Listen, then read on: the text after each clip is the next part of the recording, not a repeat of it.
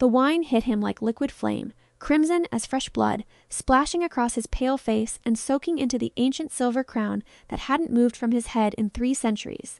Clara Navarro froze, the empty crystal decanter still clutched in her trembling hands, watching in absolute horror as the most powerful vampire in North America sat utterly still at the head of the obsidian table, red wine dripping from his white hair onto his immaculate black suit. The entire council chamber had gone silent. 12 vampire lords stopped mid-conversation, their inhuman eyes turning toward her with predatory focus. She could hear her own heartbeat thundering in her ears, could smell her own fear sweat mixing with the expensive wine now pooling on the marble floor. She was dead. Absolutely, completely dead. King Salvadore Thornwell, ruler of the Eastern Territories and keeper of the old laws, sat motionless as wine dripped from the points of his crown. His eyes, pale as winter frost, remained fixed on the documents before him. Clara's hand shook so badly the decanter nearly slipped from her grasp. She'd been working at the Thornwell estate for exactly 4 days. 4 days of trying desperately to prove herself worthy of this position, of trying to escape her past, of trying to rebuild a life that had crumbled around her. 4 days, and now she'd just assaulted vampire royalty with a vintage worth more than her yearly salary. "I'm so sorry," she whispered, her voice barely audible. "I'm so sorry, Your Majesty. I didn't mean the carpet. I tripped on the carpet, and then Salvadore did something that made every vampire in the room go absolutely rigid." He laughed. It wasn't a polite chuckle or a sardonic huff. It was a genuine laugh, rich and warm and completely unexpected, echoing through the cavernous council chamber like sunlight breaking through storm clouds. He threw his head back, wine still dripping from his hair, and laughed like he'd just heard the funniest joke in his immortal life. 347 years, he said, his voice carrying that subtle accent of someone who'd lived through centuries. 347 years I've worn this crown, and no one, not assassins, not rival courts, not even the rebellion of 1823 has managed to dishonor it quite so thoroughly. He lifted the crown from his head, examining the wine-soaked metal with something that looked almost like affection. "Well done, little maid." Clara couldn't move, couldn't breathe. The other vampires were staring at their king like he'd grown a second head. Lord Casimir, a tall vampire with scars across his pale throat, cleared his throat. "Your Majesty, surely such disrespect cannot go." "Cannot go what?" Salvadore's voice didn't rise, but the temperature in the room seemed to drop 10 degrees. She tripped. Accidents happen. Or have you all become so far removed from humanity that you've forgotten what it means to make a mistake?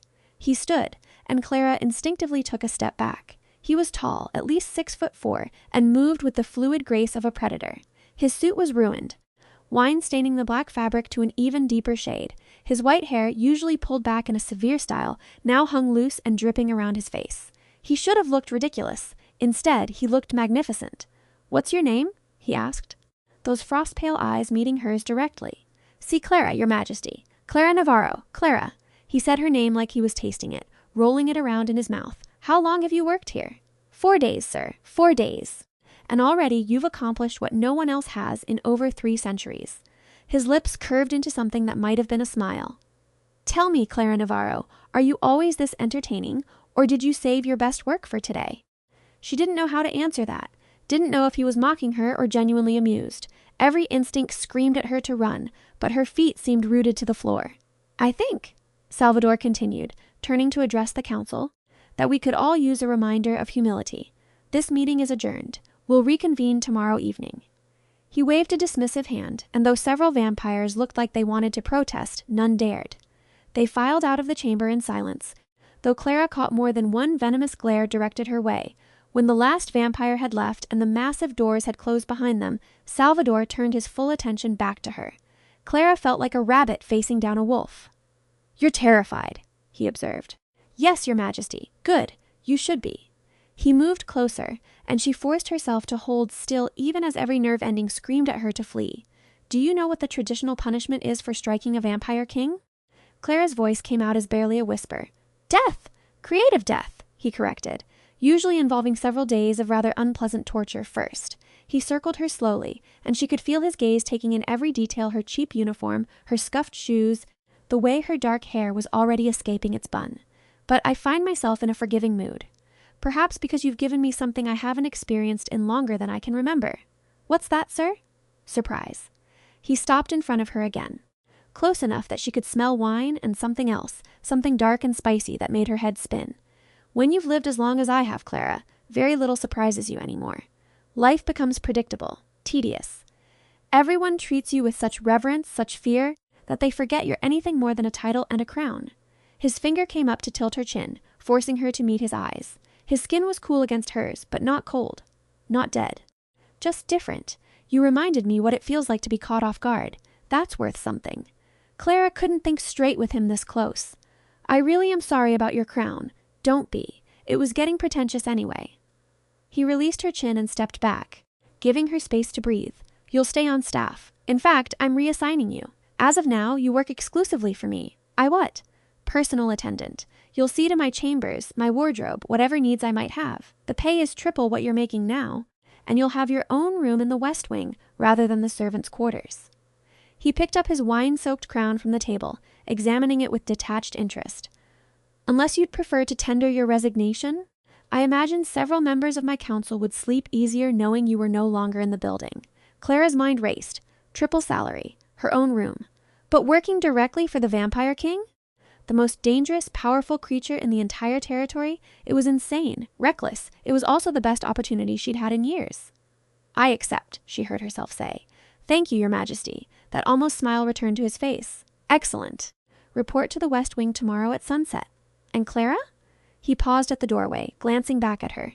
Try not to spill anything else on me for at least a week. I'd like to enjoy this amusement a little longer. Then he was gone, moving with that impossible vampire speed, leaving Clara alone in the council chamber with a puddle of wine and the distinct feeling that her life had just changed in ways she couldn't begin to understand.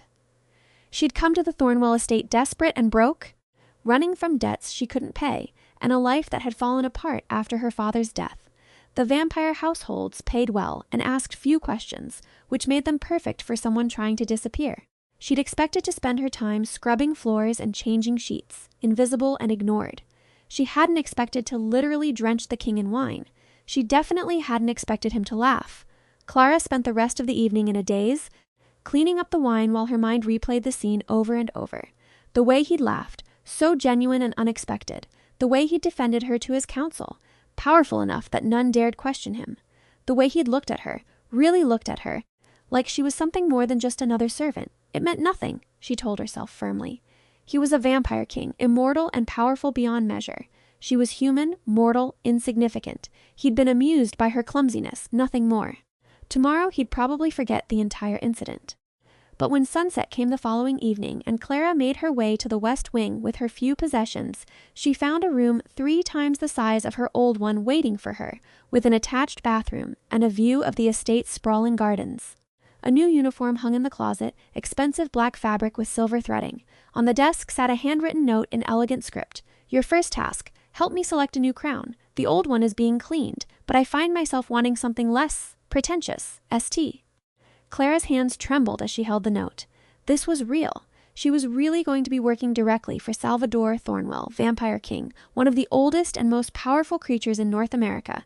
God help her. She changed into the new uniform, which fit perfectly despite her never having been measured, and made her way through the winding corridors of the West Wing. Other servants pointed her toward the king's personal chambers, though none would meet her eyes.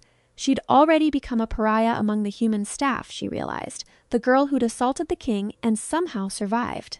They probably thought she'd bewitched him or made some dark deal. The doors to his chambers were 12 feet tall, carved from black wood, and inlaid with silver symbols she didn't recognize. She knocked, her heart hammering. Enter. She pushed open the doors and stepped into a room that took her breath away. The ceiling soared 3 stories high, all exposed stone and dark wooden beams. One entire wall was made of glass, looking out over the moonlit gardens. But the glass was specially treated, she knew, to keep out any hint of sunlight. Bookshelves lined another wall, floor to ceiling, packed with more books than she'd ever seen outside a library. The furniture was a mix of modern and antique, creating a space that felt both timeless and current. Salvadore stood by the windows, now dressed in simple black pants and a white shirt with the sleeves rolled up. His hair was damp, freshly washed, falling loose around his shoulders. He looked younger like this, less intimidating. Though she knew his age, knew what he was, in this moment he could have passed for a man in his early 30s. Clara, he said without turning around, tell me something. What do you think when you look at me? The question caught her off guard. I'm not sure what you mean, Your Majesty. Most humans see a monster, a predator, something to fear. Now he did turn, those pale eyes finding hers across the room, but you've barely flinched since you walked in. You're afraid. Yes, I can hear your heartbeat, but you're not terrified. So I ask again, what do you think when you look at me? Clara considered lying, giving him some diplomatic answer, but something in his gaze told her he'd know. I think you're lonely, she said quietly. I think you have all this power, all these people around you, and you're still lonely.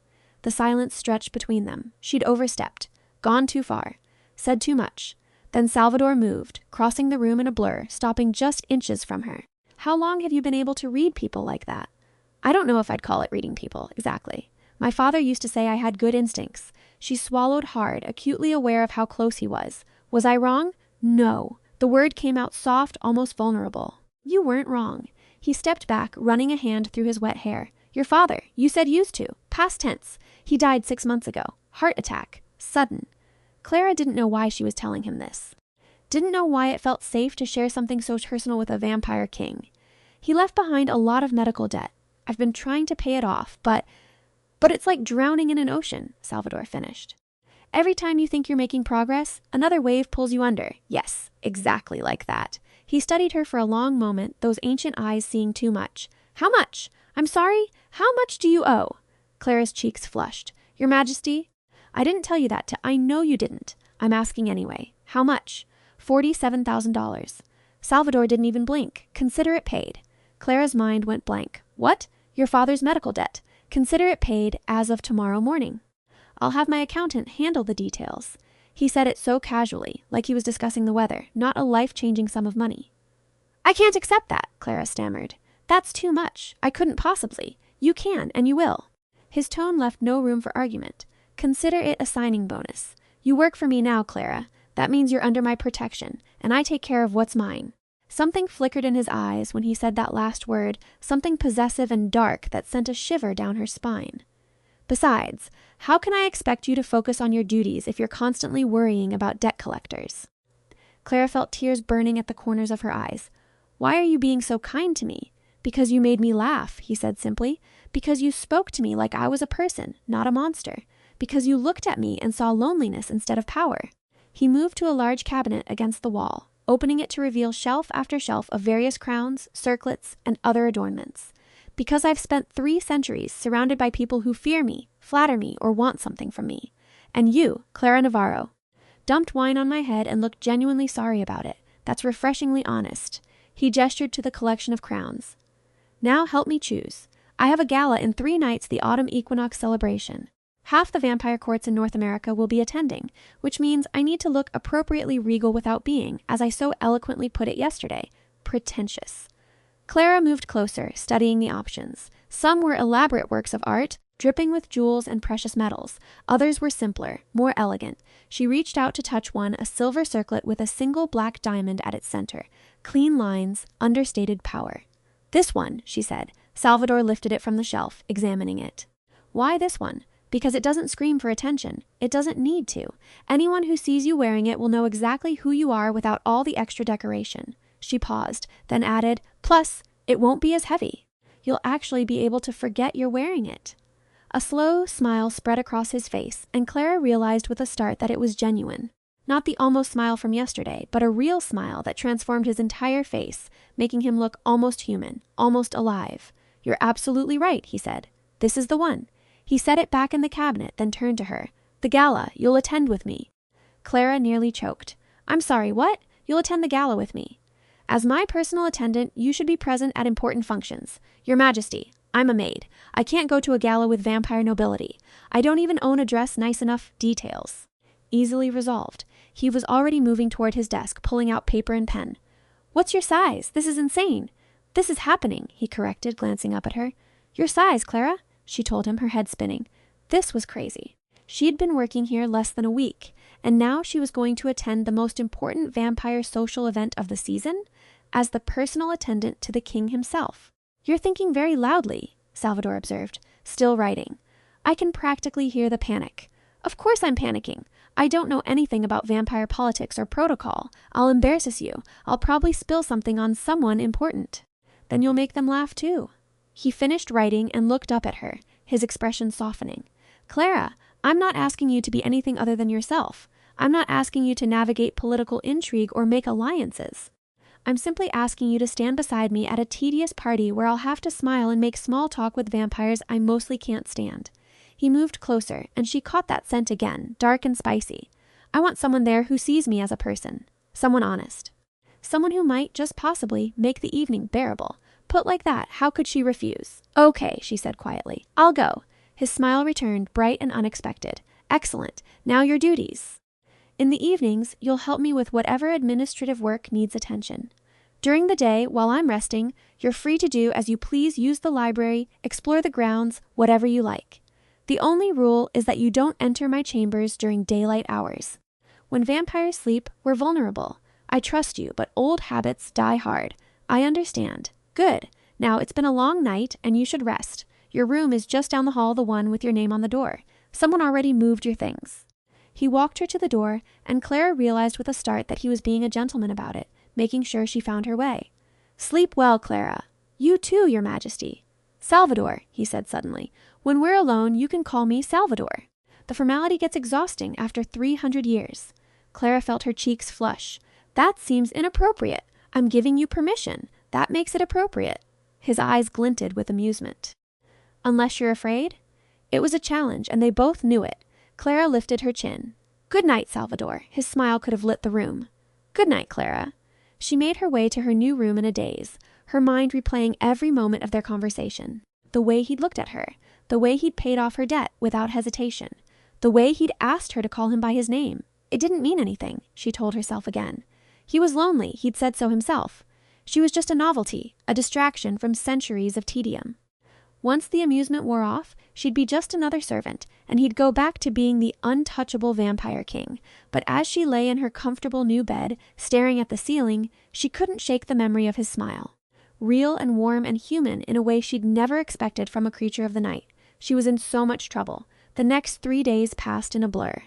Clara's new duties were surprisingly varied, helping Salvadore review petitions from his territory, organizing his correspondence, even just keeping him company while he read. He was nothing like she'd expected. He was cultured, yes, and powerful, but he was also funny in a dry, sardonic way that caught her off guard. He asked her opinions on things, actually listened to her answers, treated her like an equal rather than a servant. It was intoxicating and terrifying in equal measure.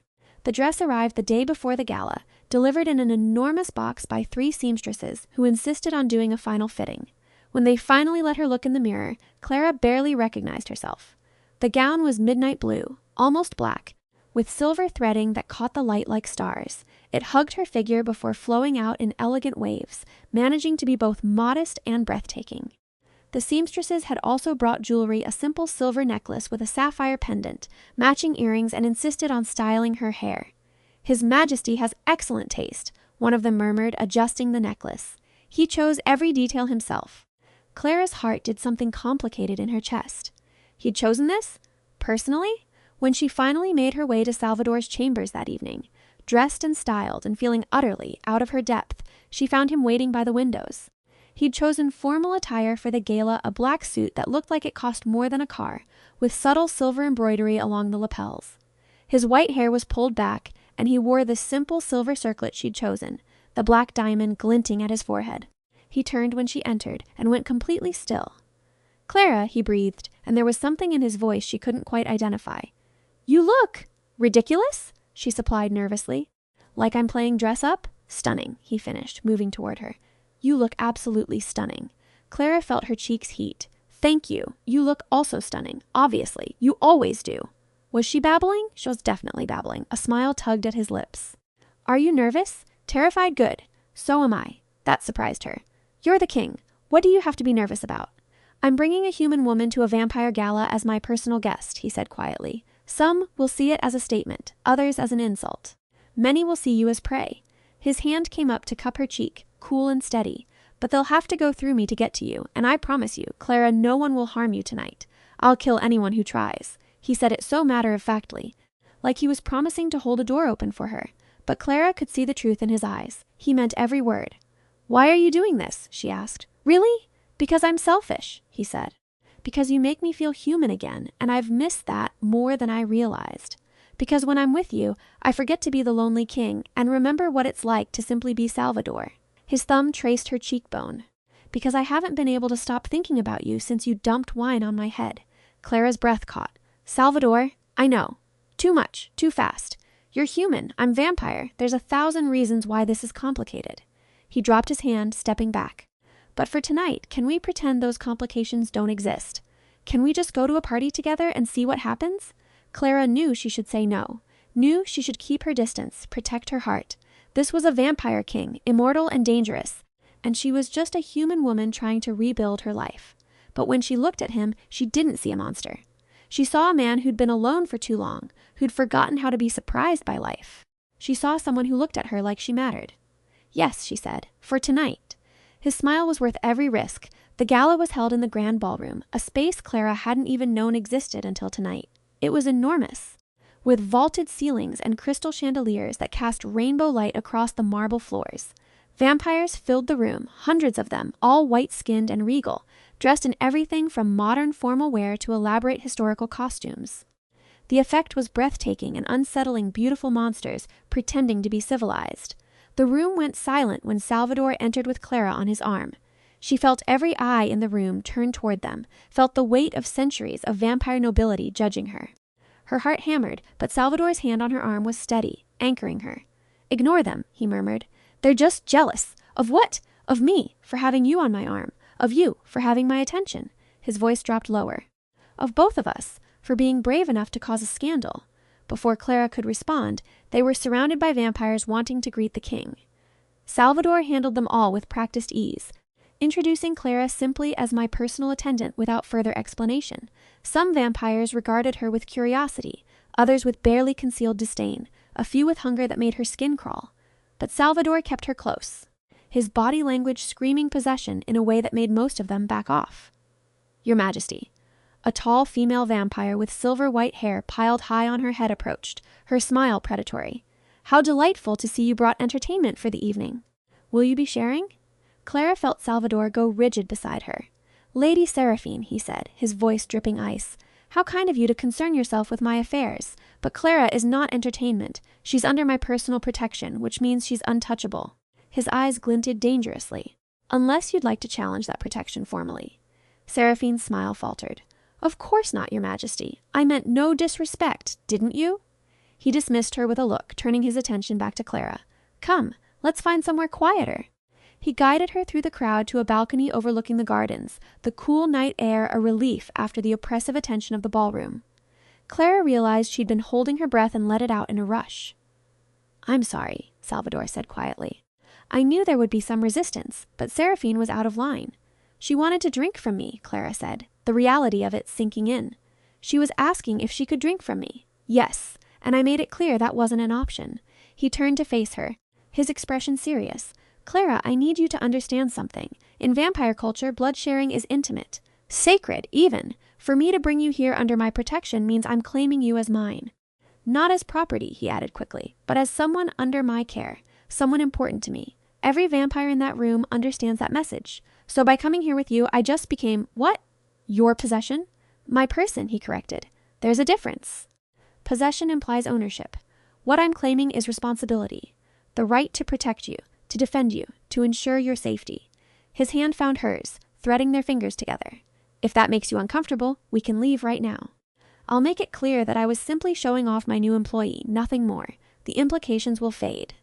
Clara looked at their joined hands, her warm tan skin against his cool pale flesh. She should be terrified. Should run back to her room and pack her things and get as far from this dangerous, complicated situation as possible. Instead, she squeezed his hand. "I don't want to leave." The look he gave her could have melted stone. "Clara, dance with me," she said suddenly. "I can hear the music from here. Dance with me." Salvadore pulled her close, one hand on her waist, the other still holding hers. He moved with inhuman grace, guiding her through a waltz under the moonlight, and Clara felt like she'd stepped into a fairy tale. A dark, dangerous fairy tale, maybe, but a fairy tale nonetheless. "I haven't danced in 50 years, he murmured against her hair.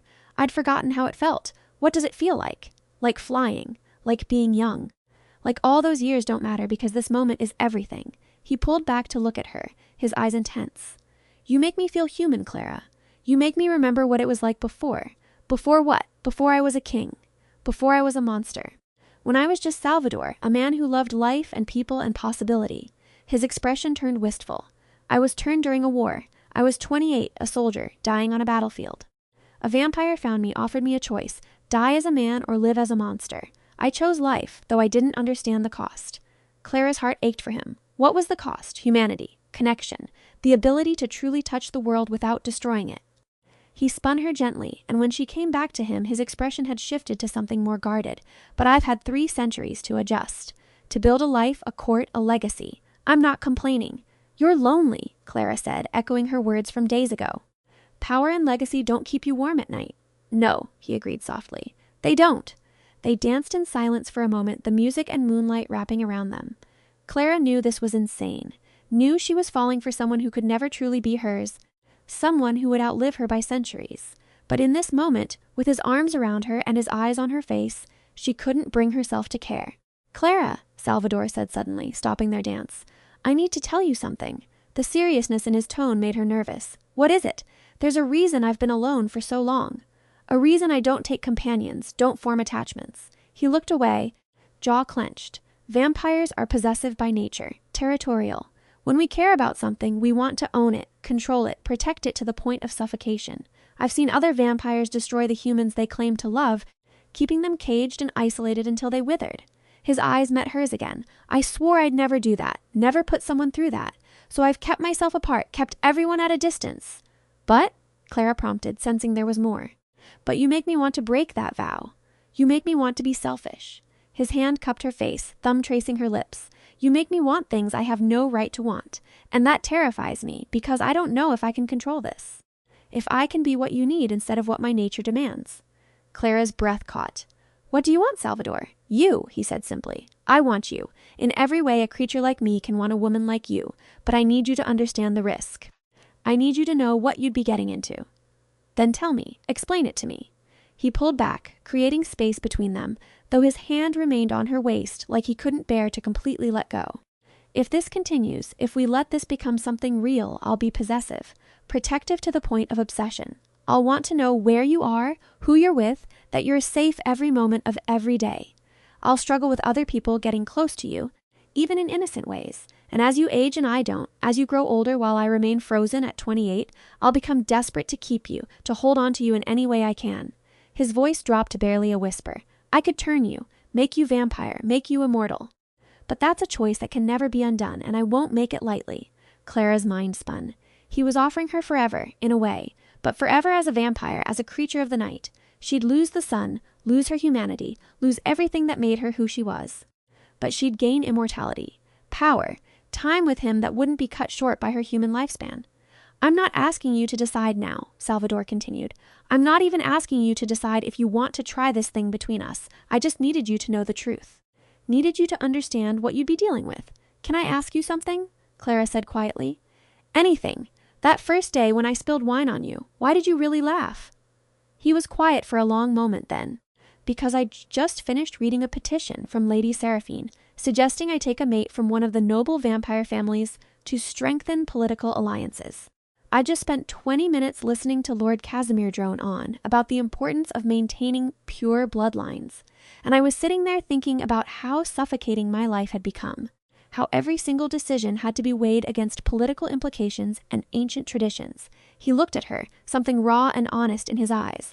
Then you stumbled into the room, nervous and human and clumsy, and dumped an entire decanter of wine on my head. And in that moment, I was just a man who'd gotten soaked, not a king, not a vampire, just someone caught in an absurd situation.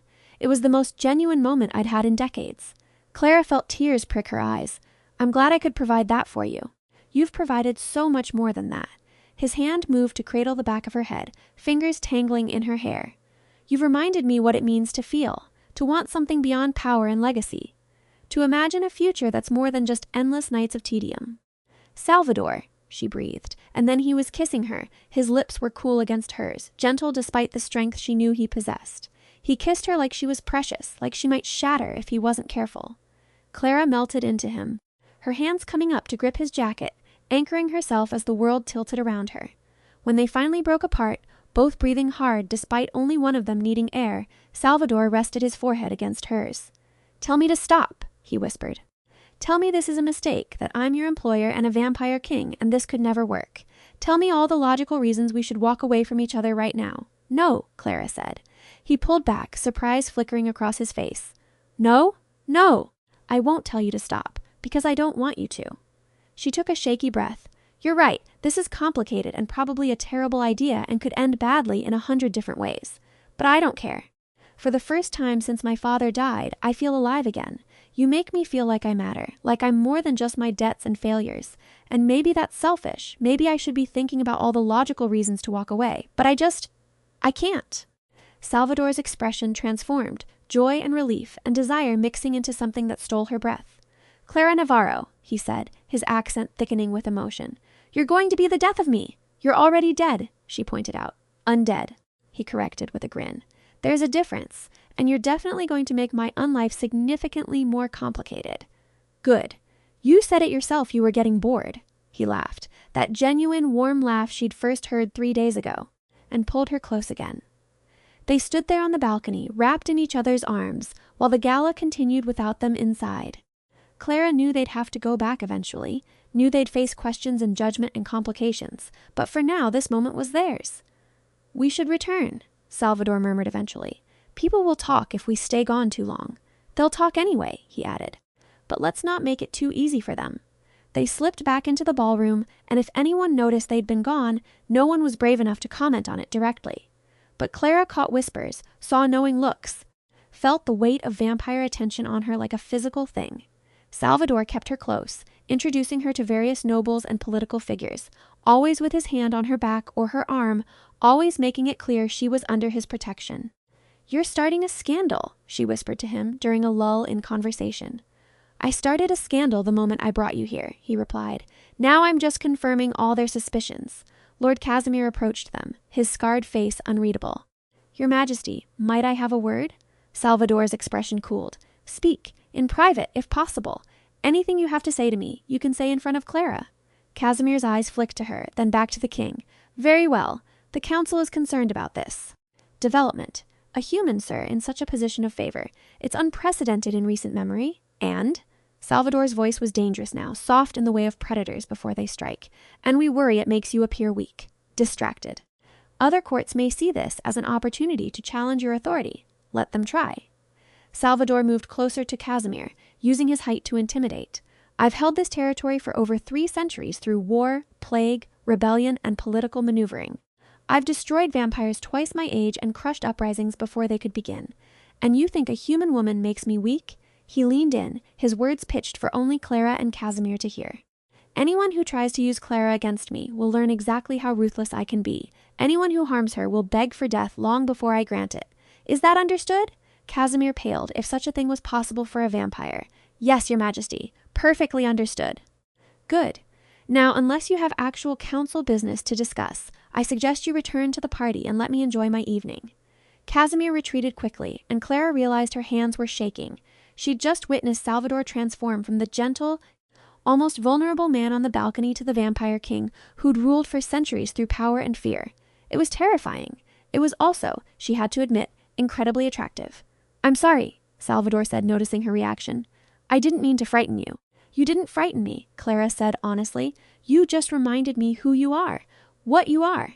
Does that change things? She thought about it, really considered the question. Yes, he was powerful and dangerous and capable of terrible violence, but he'd also been gentle with her, protected her, treated her like she mattered. No, she said finally, it doesn't change things. But I appreciate the reminder that you're not just a lonely man who likes to read. You're a king with responsibilities and enemies and a reputation to maintain. I can be both, he said quietly. With you, I want to be both. The king when necessary, the man when possible. I can live with that. His smile was soft and grateful. Dance with me again? They spent the rest of the evening on the dance floor, ignoring the whispers and stares, lost in their own world. Other vampires occasionally cut in, wanting a word with the king or a dance with the novelty human, but Salvadore always guided Clara back to him within minutes, possessive and protective in equal measure. As the gala wound down and guests began departing, Salvadore escorted Clara back toward his chambers. They walked in comfortable silence, his hand in hers, until they reached her door. Thank you for tonight, Clara said. For all of it. The dress, the dancing, the scandal, Thank you for making it bearable, he replied.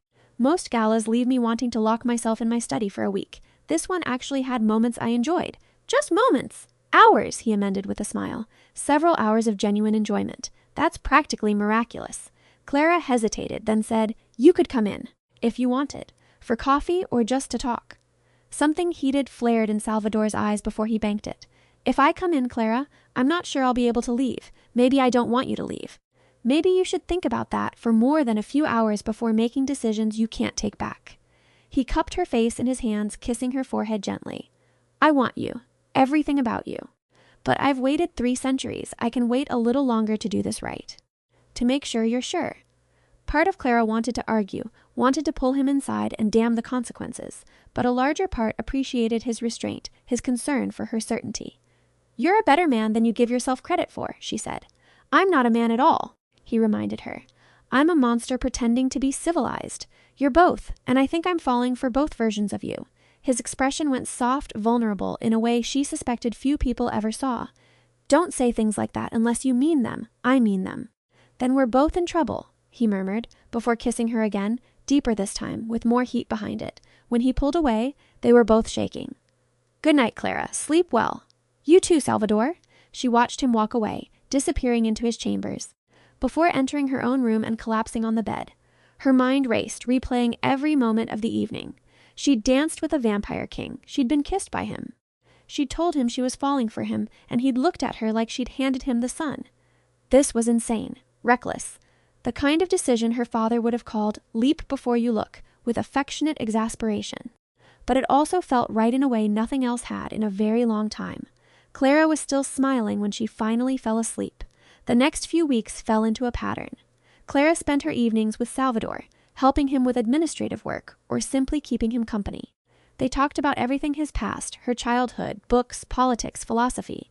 He told her stories about historical events he'd witnessed firsthand, making history come alive in ways no textbook could. She told him about her father, about growing up middle class in a world that was getting more expensive by the day, about her dreams of maybe going back to school someday. He listened to all of it like every word mattered. They grew closer, the attraction between them building like a storm waiting to break. Salvadore was careful with her, always asking permission before touching her, never pushing for more than she was ready to give. But Clara could see the hunger in his eyes, could feel the restraint it took for him to pull back when their kisses got too heated. She appreciated his caution even as it frustrated her. She was ready, more than ready, but he seemed determined to do things properly. Whatever that meant for a vampire king courting a human woman, then everything changed on a cold October night. Clara was in Salvadore's study, curled up in one of his enormous leather chairs with a book, when the doors burst open. Lord Casimir rushed in, his usual composure shattered. Your Majesty, he gasped, we have a situation. Salvadore looked up from the documents he'd been reviewing, his expression instantly alert. Explain a challenge. From the Western Territory. Lord Constantine has issued a formal challenge to your authority, claiming your attachment to the human has made you unfit to rule. The temperature in the room seemed to drop 10 degrees. On what grounds? He claims you violated the old laws by forming a romantic attachment to prey. He's calling for a council vote to determine if you should be removed from power. Clara's blood went cold. This was because of her. Because Salvadore had protected her, cared about her, made his feelings public. When? Salvadore asked, his voice deadly calm. 3 nights from now. He's already gathering support from the other territories. Salvadore stood, and Clara could see the vampire king emerging, cold and calculating. Fine. Let him challenge. Prepare the council chamber. I'll address this formally. Casimir nodded and left, moving with vampire speed. As soon as the doors closed, Salvadore's composure cracked. He slammed his fist down on the desk, the wood cracking under the force. This is my fault, Clara said, standing. I should leave. If I'm gone, the challenge loses its foundation. No. Salvadore was in front of her in a blur, gripping her shoulders. You're not going anywhere. This isn't your fault, it's Constantine's. He's been looking for an excuse to challenge me for decades, and I've finally given him one. But if you leave, he wins anyway. He proves that I can be manipulated through you, that you're a weakness he can exploit. His eyes bored into hers. I won't let that happen. I won't let him use you as a weapon against me. So what do? We face it head on. I go to the council, I defend my actions, and I make it clear that anyone who threatens you, threatens me directly. His grip on her shoulders tightened. But Clara, You need to understand this could get violent. Council challenges can end in blood. If Constantine pushes this far enough, I may have to fight him directly. And vampire fights are brutal. I don't want you to get hurt because of me. I won't. The certainty in his voice was absolute. I'm older than Constantine by 2 centuries and twice as powerful. If he wants a fight, I'll end him. Clara shivered at the cold promise in his words. This was the king she'd glimpsed at the gala, the vampire who'd held power for over 3 centuries through strength and ruthlessness. What do you need from me? Stay here. Stay safe. Let me handle this. He pulled her close, holding her tight. I can face Constantine.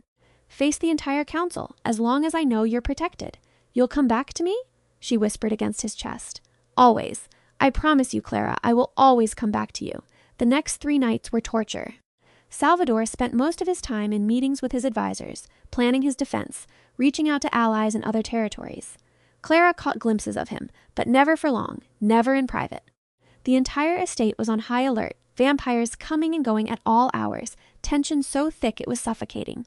On the night of the council meeting, Salvadore came to her room. He was dressed formally again, all in black, his silver circlet catching the light. He looked every inch the king powerful, dangerous, untouchable. I need to go, he said. The meeting starts in an hour. I want to come with you. Absolutely not. It's too dangerous. Salvadore, this is about me. I should be there. This is about a vampire challenging another vampire's authority. You being there would only inflame things. He moved closer, cupping her face. Please, Clara, trust me on this. Stay here where you're safe. Clara wanted to argue, wanted to insist on being by his side. But she could see the fear buried deep in his eyes, not fear for himself, but fear for her.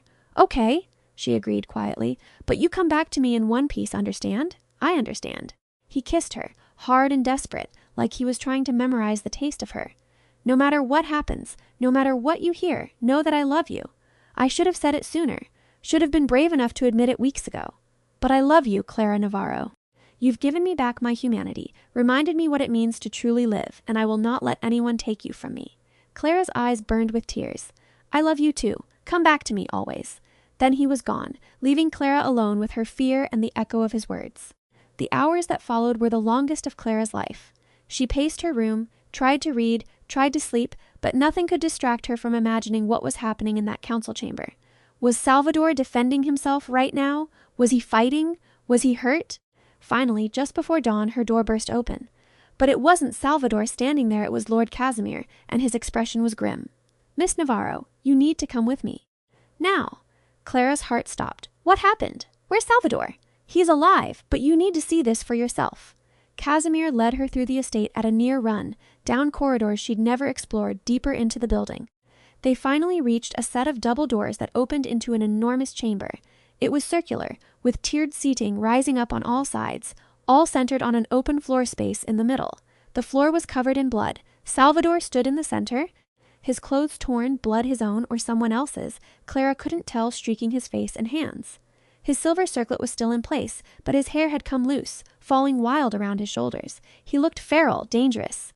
Every inch the monster humans feared in the dark, and he was magnificent. Across from him, Lord Constantine lay on the ground, not moving. Dead or incapacitated, Clara couldn't tell. What happened? Clara breathed. Constantine pushed for a trial by combat, Casimir explained quietly. Said the king's attachment to you had made him soft, weak. Said he could defeat him and take the territory. A ghost of a smile crossed his face. He was very, very wrong. Salvadore's head snapped up, his pale eyes finding Clara in the doorway. In an instant, the feral vampire was gone, replaced by the man she knew. He crossed the space between them in a blur, pulling her into his arms. You're hurt, Clara said, touching the blood on his face. Not mine. Well, mostly not mine. He held her tighter. It's over. Constantine challenged, I answered, and he lost. The council voted unanimously to uphold my authority, and the law about humans modified, as of tonight. Vampire nobility can form attachments to humans without it being considered a weakness, provided they can protect them adequately. I made it very clear I have no trouble protecting what's mine. His hand came up to cradle her face. You're safe now. We're safe. Clara felt tears spill down her cheeks. I was so scared, I know, I'm sorry. But I promised I'd come back to you, and I keep my promises. Around them, other vampires were filing out of the chamber, giving them privacy. Clara caught glimpses of them looking at Salvadore with renewed respect, even fear. He'd just proven exactly why he'd held power for over 3 centuries. Take me home, she whispered. Always. They made their way back to his chambers. Clara's legs shaking with relief and delayed fear. Once inside, Salvadore immediately went to clean up, washing the blood from his hands and face. When he emerged from the bathroom, he looked more like himself, still wild-eyed and intense, but human again. "I killed him," he said quietly. "Constantine, I didn't just defeat him, I ended him. He gave me no choice, but still, you should know what I'm capable of." Clara moved to him, taking his hands in hers. "I already knew what you were capable of. You told me weeks ago you're a vampire king who's held power through strength and ruthlessness. But you're also the man who made me laugh, who protected me, who treated me like I mattered. You're both, Salvadore, and I love both parts of you." His expression crumbled, vulnerability shining through. "How can you love a monster? Because you're not just a monster. You're a person who's lived for over 300 years, who's seen and done terrible things, who's also capable of incredible gentleness." She pressed his palm to her cheek. "You're complicated and dangerous and kind and lonely, and I love all of it." Salvadore pulled her close, burying his face in her hair. "I don't deserve you." "Probably not," she agreed, making him huff a laugh, "but you're stuck with me anyway." They stood there in the quiet of his chambers as dawn approached, holding each other. Clara could feel the exhaustion in Salvadore's body, could sense the sun pulling at him as it rose. Vampires had to rest during the day. It wasn't a choice but a compulsion written into their very nature. "You need to sleep," she said gently. "I don't want to let you go. I'm not going anywhere. I'll be right here when you wake up." Reluctantly, Salvadore released her and moved to his bed, an enormous four-poster that looked like something from a castle. He stripped off his ruined clothes unselfconsciously, and Clara tried not to stare at the pale expanse of his skin, the lean muscle that spoke of predatory strength. He caught her looking and raised an eyebrow. "Like what you see? Shut up and get in bed." He laughed, warm and genuine, and slipped under the covers. But when Clara turned to leave, his hand shot out, catching her wrist. "Stay, please, just until I fall asleep." Clara knew she should say no, should maintain some boundaries. But she couldn't resist the vulnerability in his voice, the need she saw in his eyes. She kicked off her shoes and climbed into bed beside him, and Salvadore immediately pulled her close, arranging them so her head rested on his chest. "Tell me about your father," he murmured, his voice already heavy with approaching sleep. "Tell me something happy." So Clara told him about Sunday mornings when her father would make elaborate breakfasts, about the terrible jokes he'd tell that would make her groan, about how he'd dance with her in the kitchen to old songs on the radio. She talked until she felt Salvadore go completely still beneath her, his breathing stopping in that unnerving way of vampires, in true rest.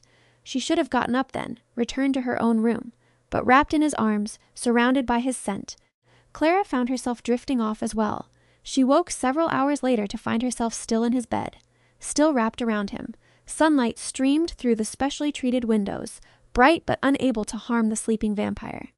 Clara took the opportunity to study him in the daylight, something few humans ever got to see. He looked younger in sleep, the harsh lines of command smoothed away. His white hair spread across the pillow, and his face was peaceful in a way she'd never seen. One arm was still wrapped around her waist, holding her close even in unconsciousness. The possessive vampire, she thought with a smile, who couldn't let go even when he was dead to the world. Carefully, she extracted herself from his hold and slipped out of bed. She needed to think, needed to process everything that had happened. Salvadore had killed for her last night, had proven to his entire court that he would protect her no matter the cost. He'd said he loved her, and she'd said it back. And now they were in a relationship, if you could call it, that was unprecedented in recent vampire history. The smart thing would be to slow down, take time to really consider what she was getting into. But Clara was done being smart. She'd spent her whole life being careful, following the rules, trying to do everything right, and where had it gotten her? Drowning in debt, working as a maid, alone and struggling. Then she'd spilled wine on a vampire king, and everything had changed. She loved him. That much was clear, and he loved her, had proven it in blood and battle. So what were they waiting for? Clara spent the day preparing. She showered, changed into one of the beautiful dresses Salvadore had provided for her wardrobe, and actually took time with her hair and makeup. She wanted to look good for what she was about to do. As sunset approached, she returned to his chambers and waited. The moment the sun dipped below the horizon, Salvadore's eyes snapped open. He sat up immediately, looking around until his gaze found her sitting in the chair by the window. "You're still here," he said, relief evident in his voice. "I told you I would be." He climbed out of bed, and Clara appreciated the view of him in nothing but sleep pants, all lean muscle and pale skin. "I thought maybe you'd wake up and change your mind. Decide that a vampire who killed someone last night was too much to handle. Do you regret it? Killing Constantine? No. He would have killed me if I'd given him the chance, and even if he hadn't, he would have come after you to hurt me. I can't regret protecting us both. He moved toward her slowly, like he was afraid she might bolt. But I would understand if it changed how you see me. Clara stood, meeting him halfway. It didn't change anything. I already knew what you were capable of. Clara, he said her name like a prayer, like a plea. I want you, she said clearly. No more waiting. No more being careful. I want you, Salvadore. All of you, tonight. Something flared in his eyes, hot and possessive. Are you sure? Once we do this, I won't be able to let you go. My nature won't allow it. You'll be mine in every way that matters. Good, because you're already mine. That was all the permission he needed. Salvadore closed the distance between them in a blur, capturing her mouth in a kiss that was nothing like the gentle ones they'd shared before. This was hungry, desperate, claiming. His hands tangled in her hair, tilting her head back to deepen the kiss, and Clara melted into him. He lifted her easily, carrying her to the bed, and laid her down on the silk sheets like she was something precious. Last chance to change your mind, he said, his voice rough. Not a chance. Clara woke the next evening wrapped in silk sheets and vampire, feeling more content than she had in years. Salvadore was already awake, propped up on one elbow, watching her with an expression so tender it made her heart ache. Good evening, he murmured, brushing hair back from her face. Good evening yourself. She stretched, enjoying the slight ache in her muscles. How long have you been awake? A few hours. I've been watching you sleep. That's only mildly creepy. He grinned. I'm a vampire. Mildly creepy is practically a job requirement. His expression sobered, becoming more serious. Clara, we need to talk about the future. A thread of worry worked through her contentment. That sounds ominous. Not ominous, just important. He sat up, pulling her with him so they were facing each other. Last night changed things between us, made our relationship undeniable to the entire vampire world. You're mine now, in the eyes of my court, and that comes with both protection and danger. Explain. The protection is absolute. No vampire in my territory would dare harm you without facing my wrath. You could walk into the most dangerous vampire den in the city, and they'd treat you like royalty because you're under my personal protection. His thumb traced her cheekbone, but that same protection makes you a target. Other vampires, ones who want to hurt me or challenge me, will see you as a weakness to exploit. As long as you're human and mortal, you're vulnerable. Clara's stomach tightened. So what are you saying?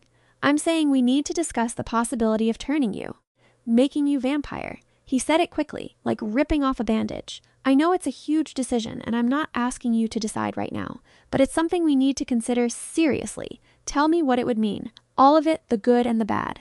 Salvadore took a breath he didn't need. The good, you'd be immortal, ageless, strong and fast, with senses far beyond human. We'd have centuries together instead of decades. You'd never be vulnerable to human diseases or injuries. And his voice softened. We could truly be equals. You wouldn't just be the human under my protection. You'd be a vampire in your own right, powerful and respected. And the bad? You'd lose the sun. Daylight would burn you, trap you in sleep. You'd need blood to survive. We can get it from blood banks, ethical sources, but you'd still be dependent on it. You'd lose some of your humanity, the things that make you mortal. Your family, if you have any living, would have to think you were dead, unless you wanted to reveal what you'd become. And the transformation itself. He looked away. It's painful. Excruciating, actually. Your body dies and rebuilds itself as something new. It can take days, and there's no way to ease the process. Clara felt her chest tighten. Days of pain? I won't lie to you, it's the worst thing you'll ever experience. But I'd be with you through all of it, every moment. I'd make sure you weren't alone. How long do I have to decide? As long as you need. Years, if necessary. I'm immortal, Clara. I can be patient. His hand found hers, threading their fingers together. But I wanted you to know it was an option. Wanted you to think about what kind of future you want for us. Clara's mind raced. Immortality. Forever with Salvadore. Never aging, never dying, never being vulnerable to the dangers that came with being human in a vampire's world. But also, never seeing another sunrise. Living on blood, enduring days of agony to transform. I need time to think about it, she said finally. Of course. He pulled her close, kissing her forehead. Take all the time you need. Whatever you decide, I'll support it. They spent the rest of the evening together, not talking about the heavy future, but simply enjoying each other's company. Salvadore showed her parts of the estate. She'd never seen a library that put her local bookstore to shame. A music room with instruments from across the centuries, gardens that bloomed even in the autumn chill, through some vampiric magic she didn't understand. Over the following weeks, Clara settled into her new reality. She was the Vampire King's lover, his protected, his person. Other vampires treated her with a careful respect that bordered on fear. Salvadore's defense of her had become legendary in court circles. The human staff, however, remained distant, uncertain how to categorize her. Was she still one of them, or had she become something else? Clara wasn't sure herself. She spent her days exploring the estate, reading in Salvadore's extensive library, occasionally venturing into the city under the watchful eye of vampire guards. She spent her nights with Salvadore, learning the complexities of vampire politics, meeting nobles from other territories who came to pay their respects to the king. She was learning to navigate this world, to understand its rules and customs. And through it all, the question of transformation hung between them, unspoken but always present. 2 months after that first conversation, Clara made her decision. She found Salvadore in his study, reviewing reports from his territory managers. He looked up when she entered, a smile crossing his face that still made her heart flutter. "I want to do it," she said without preamble. "I want you to turn me." Salvadore went very still. "Are you certain?" "Yes." She moved into the room, coming to stand before his desk. "I've thought about it constantly. I've imagined what it would be like to stay human to age while you don't, to always be the vulnerable one, to eventually die and leave you alone again. And then I've imagined the alternative. Centuries with you, power and strength of my own, the ability to stand beside you as an equal, not just as your protected human." She took a breath. "I want the alternative, Clara. You need to be absolutely sure. Once it's done, it can't be undone." "I'm sure. I love you, Salvadore. I want forever with you, however that looks." He was around the desk in a blur, pulling her into his arms. "You're certain?" he asked again, his voice rough with emotion. "I've never been more certain of anything in my life." "When?" Clara considered. "Soon. I don't want to wait and risk losing my nerve. Tomorrow night, then. That gives us time to prepare properly." He cupped her face in his hands. "I love you, and I promise you, I'll make sure you're as safe as possible through the transformation. I trust you." The next night, Salvadore cleared his schedule and prepared his chambers for what was to come. He explained the process to Clara in clinical detail. He would drain her to the point of death, then feed her his own blood. Her body would die and begin transforming, a process that would take 3 to 4 days. She'd be in pain the entire time, her body literally rewriting itself at a cellular level. He'd stay with her, keep her as comfortable as possible, but there was no way to stop the pain. "I'm ready," Clara said, though her heart was hammering. Salvadore pulled her close, his expression grave. "This is your last chance to change your mind. I'm not changing my mind." He nodded once, then guided her to the bed. "Lie down. Try to relax." Clara obeyed, her entire body tense, despite his instructions. Salvadore knelt beside the bed, taking her hand in his. "I'll make this as quick as possible," he said quietly. "And Clara, I love you. No matter what happens, remember that. I love you too." Then his fangs were at her throat, and Clara gasped at the sharp pain of penetration. But almost immediately, the pain transformed into something else, a euphoria that rolled through her body in waves. She'd heard about vampire bites, about the chemicals in their saliva that turn pain into pleasure. But experiencing it was something else entirely. She felt herself growing weak, her heartbeat slowing. The room started to spin, and darkness crept in at the edges of her vision. Just before everything went black, she felt something warm at her lips. "Drink," Salvadore's voice commanded, and she obeyed instinctively. The taste was copper and heat, life and death all mixed together.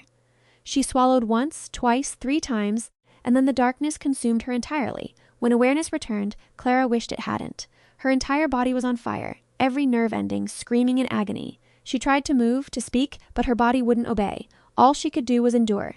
"I'm here." Salvadore's voice cut through the pain. "I'm right here, my love. You're doing so well." Time lost meaning. There was only pain, and Salvadore's voice, constant and unwavering, talking her through it.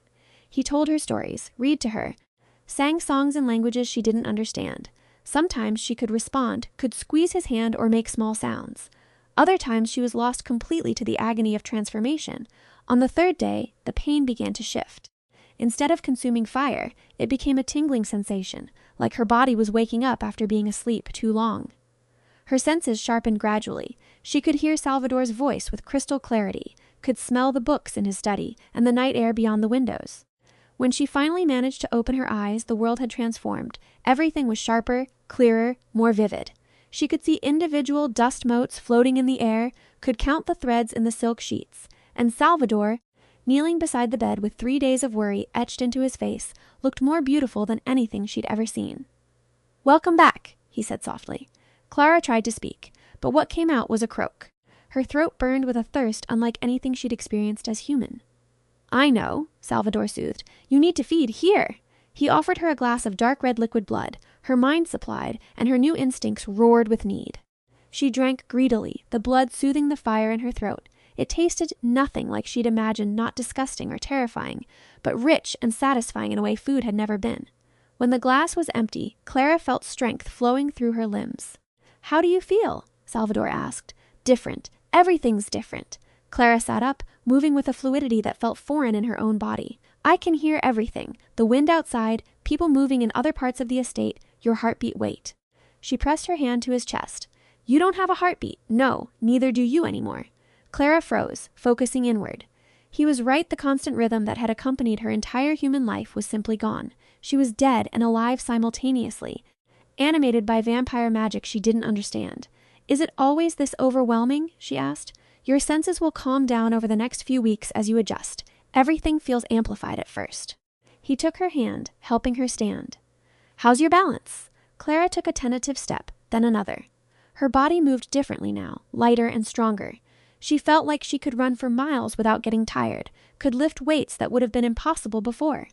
"This is incredible. Wait until you try your speed." Salvadore's smile was proud and relieved. "You made it through, Clara. You're vampire now." The reality of it hit her all at once. She was vampire. Immortal. She'd never see another sunrise, never grow old, never be fully human again. She'd given up mortality for love, for forever with the man before her.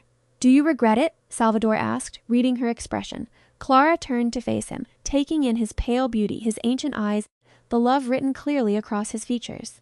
"No," she said firmly. "I don't regret it. This is exactly what I wanted." His relief was palpable. "Good. Because now we have all the time in the world to be together." "Centuries, Clara. We have centuries." The next few weeks were a whirlwind of adjustment. Salvadore taught Clara how to control her new strength, how to move with vampire speed without destroying everything around her. He showed her how to feed properly, took her hunting, explained the ethics and rules that governed vampire society. She met with tutors who taught her vampire history and politics, preparing her for her new role, because she wasn't just any vampire now, she was the vampire king's mate. And that came with responsibilities and expectations. 3 months after her transformation, Salvadore called a formal court gathering. Every noble vampire in his territory attended, along with representatives from neighboring courts. Clara stood beside his throne, dressed in a gown of midnight blue, with silver threading her signature colors now. "I stand before you tonight to make an announcement," Salvadore said, his voice carrying through the enormous hall. "Clara Navarro has completed her transformation and proven herself worthy of her new status. As such, I am formally recognizing her as my mate and consort. She will stand beside me as an equal in all matters of court and territory." A ripple went through the assembled vampires. This was unprecedented, a transformed human rising to such a position of power so quickly, but no one dared protest. Salvadore's defense of Clara had become legendary, and everyone remembered what had happened to Lord Constantine. "Clara?" Salvadore turned to her, offering his hand. She took it, letting him guide her to stand directly before the throne. In front of hundreds of vampires, he lifted a second crown, a delicate silver circlet that matched his own, and placed it on her head. "I present to you Clara Navarro, my mate and your queen," he announced. The hall erupted in applause, and Clara felt tears prick her eyes, a vampire's tears, which meant they'd be tinged with blood. She blinked them back, focusing instead on Salvadore's proud smile, on the weight of the crown on her head, on the future stretching out before them. She was vampire now, queen, immortal, and completely, utterly in love. Later that night, after the formal gathering had ended and they'd finally escaped to the privacy of their chambers, Clara collapsed on the bed with a groan. "How do you do that?" she asked. "Stand there for hours, making small talk with vampires who probably hate you." "Practice," Salvadore said, joining her on the bed. 300 years of practice. He turned on his side, propping his head up to look at her. "You were magnificent tonight, by the way. Every inch the queen. I felt like I was going to throw up the entire time." "Vampires can't throw up. That's the only thing that saved me." She reached up to touch the circlet, still resting on her head. "I'm a queen now. That's insane." "You're my queen," he corrected. "There's a difference. You don't have to rule the territory or make political decisions unless you want to. You just have to stand beside me and be yourself. That seems too easy." After everything you've been through the transformation, adjusting to vampire life, learning our customs, I think you've earned easy for a while. He pulled her close, arranging them so her head rested on his chest. Besides, I have plans for us. Oh, I was thinking we could travel, see the world. There are places I haven't visited in decades, and I'd love to show them to you through fresh eyes. His fingers traced patterns on her back. We have forever now, Clara. We should use it. Clara smiled against his chest. I'd like that. Where should we go first? Europe, I think. Paris, Rome, Venice. All the romantic cities. He pressed a kiss to her hair. We'll make new memories together. Build a life that's ours, not just mine or yours, but ours. That sounds perfect. They lay in comfortable silence for a while, and Clara marveled at how far she'd come. 6 months ago, she'd been a broke, desperate woman taking a job as a maid just to survive. She'd been drowning in debt, grieving her father, unsure if she'd ever feel whole again. Then she'd spilled wine on a vampire king, and everything had changed. Thank you, she said quietly. For what? For laughing. That first day when I dumped wine on you. You could have killed me, could have thrown me out, could have done a dozen terrible things. But you laughed instead. She pulled back to look at him. That laugh changed my entire life. Salvadore's expression softened. You changed mine first. You reminded me what it felt like to be surprised, to feel something beyond tedium and duty. You made me want to live again, not just exist. His hand came up to cup her face. I was drowning too, Clara, in centuries of loneliness and routine. And then you stumbled into my life and made me remember what it meant to be human. We saved each other, Clara said. Yes, we did. She kissed him then, pouring everything she felt into it, gratitude and love and hope for their future. When they finally broke apart, both of them were smiling. So Clara said, Queen Clara, I could get used to that. Salvadore laughed, that same genuine, warm laugh she'd first heard months ago. I'm sure you could, though I suspect you'll keep me humble. Someone has to, indeed. He pulled her back against his chest, holding her close. I love you, Clara, my clumsy, wine-spilling, perfect queen. I love you too, my dramatic, possessive, ridiculous king. Outside their windows, the night stretched on, full of possibility and promise. They had centuries ahead of them now, time to travel, to grow, to build a life together that was uniquely theirs. There would be challenges, Clara knew. Political intrigue, power struggles, the complexities of vampire society. But they'd face it all together. Clara closed her eyes, content in a way she'd never imagined possible. She'd lost so much: her father, her human life, the sun itself. But she'd gained something infinitely more valuable. Forever with someone who loved her, who saw her, who'd literally changed the laws of his entire territory to protect her. She'd stumbled into a fairy tale, dark and dangerous and beautiful. And unlike the stories from her childhood, this one didn't end with happily ever after. It ended with happily ever beginning, because they had all of eternity to write their story. And it started with a laugh, genuine and unexpected and absolutely perfect. Just like them.